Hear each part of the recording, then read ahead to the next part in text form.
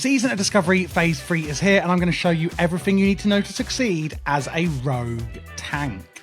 Starting off with the stat priorities is going to be stamina. Rogues do not unfortunately have a lot in terms of defensives dealing with magic damage, and therefore having more stamina and then for more health is going to be vital. The second one, which is absolutely fantastic for us rogues, is agility. Not only does it give us attack power, but it's also going to help with crit chance and dodge, which is fantastic. The third one being hit chance, of course, so we can actually hit our target. Sunken Temple, the bosses are 2 levels above us. Therefore, the hit cap we need to achieve or try and achieve is going to be 6%. As a rogue tank in Phase 3 of SoD, we are going more down the combat tree, and there is a talent called Precision we'll be taking, which is going to deal with 5% of this 6% hit rating, so do be aware of that. That does, of course, leave 1% left, which hopefully you're going to get on your gear when you can. After that, it's going to be strength and attack power. It does convert for a rogue at the same level, as in strength into attack power and attack power into attack power. However, it doesn't give crit. Therefore, agility is still the best one for us as a rogue when we can. But if you do get strength or attack power, it is still useful for us. After that, of course, crit chance on its own is going to be useful as well. As I said before, then looking at the talents, most of it is going into the combat tree, and we're going to start off with lightning reflexes, which is going to give us 5% dodge chance. As a tank, it's already looking good. Then here's that precision talent I spoke about before, increasing our hit chance by 5% with melee weapons, which is obviously what we're using, and 5 out of 5 into deflection, increasing our parry chance by another 5%.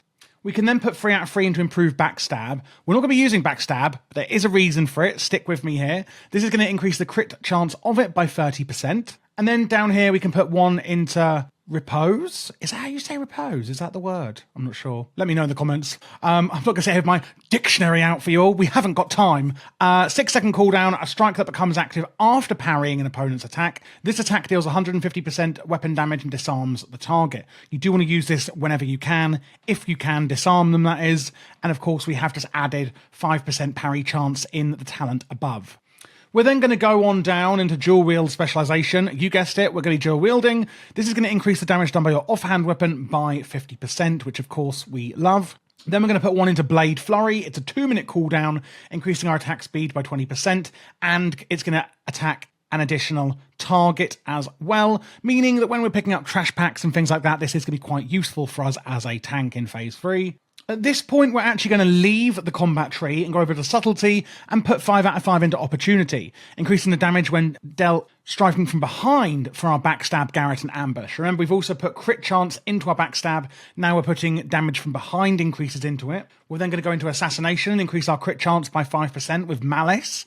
Going down, improve slice and dice and increasing the duration of that by 45%. 2 points into murder. That's right, the M word. Increasing all damage against humanoid, giant, beast, and dragonkin targets by 2%. This is going to be really useful in the Sunken Temple because we've got loads of all that stuff in there. And then 1 out of 1 into Relentless Strikes, where your finishing moves have a 20% chance per combo point to restore some energy. Now then, let's have a look at the runes we're going to be using. On the gloves, we're going with Mutilate, and this is a really interesting one. Instantly attack with both weapons for damage plus more damage. Damage is increased by 20% against poison targets. Always make sure you've got your instant poisons on your weapons, by the way. This does award 2 combo points, and here's the big daddy bit of it. Mutilate benefits from all talents and effects that trigger or modify backstab. So, where we've got the improved backstab, increasing the crit chance of backstab, that will also affect Mutilate. So will opportunity when attacking from behind. This is fantastic. On the leg rune, we're going to be going with Blade Dance, a finishing move increasing our parry chance by 10%, and that can be 5 points, 30 seconds. Great for tanking, of course. And just a flesh wound on the chest. You take 20% reduced physical damage while Blade Dance is active. Additionally, you've got 6% reduced chance to be critically hit by melee attacks. The threat generated by all of your actions is massively increased. TLDR, then, if you haven't guessed it, this is absolutely necessary for tanking. And your feint ability is replaced with Tease, which is your taunt. That's how rogues get their taunts if you are new to rogue tanking. Tanks taunts the target to attack you, but has no effect if the target is already attacking you, of course. Going then on to the waist runes from the previous phase. It's going to be Shadow Step, attempting to step through the shadows and appear behind our enemy and increasing movement speed. Again, where we're using our Mutilate from behind, this is going to be really, really useful for that.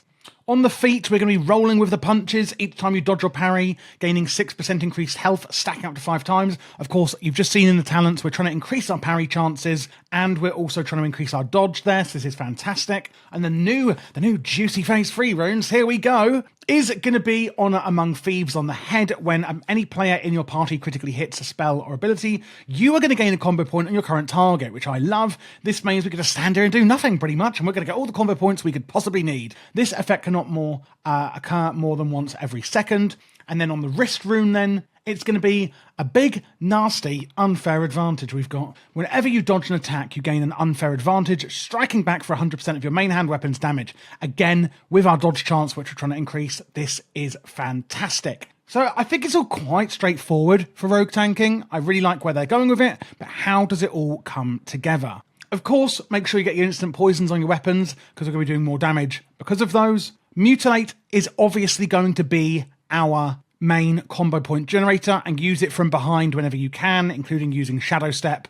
Blade Flurry we can use for the bonus attack. Speed, unless more mobs are going to be, spawning and spawning and spawning, wait until there is enough of them to actually make use of it. After that, you can use your Blade Dance for the buff and cycling it whenever we can. And you are going to want to do this at 5 combo points. Don't forget then, Blade Dance is the one that's going to increase your parry chance. After that, we're going to want to keep Slice and Dice up. This is, if you don't know what it does, it increases your melee attack speed by 20%. The same as Blade Dance, increasing parry for a duration. Slice and Dice, the more combo points we use, will be for a higher duration. Try and keep this one up as much as possible as well. If you've got nothing else to press then for your finisher, we can use Eviscerate, a simple finishing move that's going to do a ton of damage.